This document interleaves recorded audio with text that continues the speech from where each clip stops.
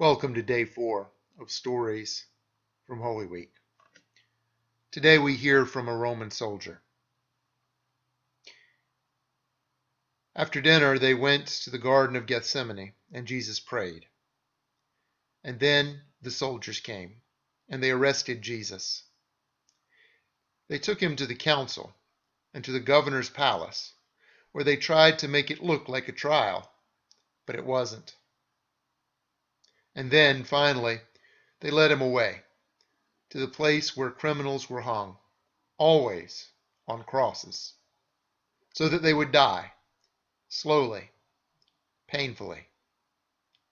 Jesus was hung between 2 other crosses, bandits on each side of him. And the sign over Jesus' cross said, "This was the King of the Jews."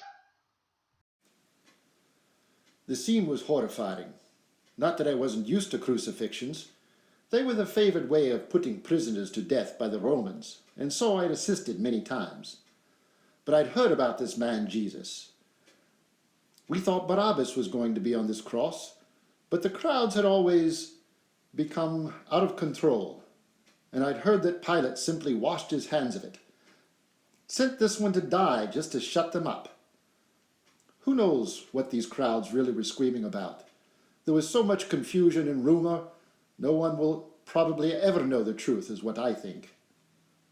But when the reality hit his followers that Jesus was really going to die, and they saw him heading to Golgotha with the cross, the horror really began.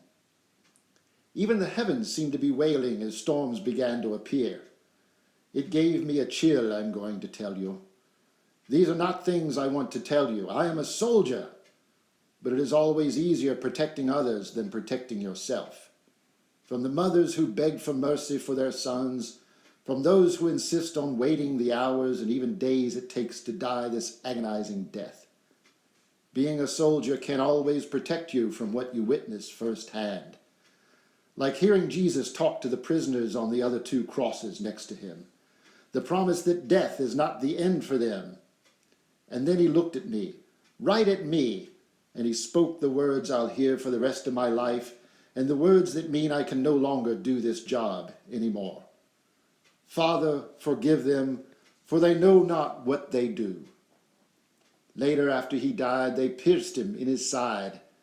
I still don't understand why, but in that moment I knew that he was truly the Son of God.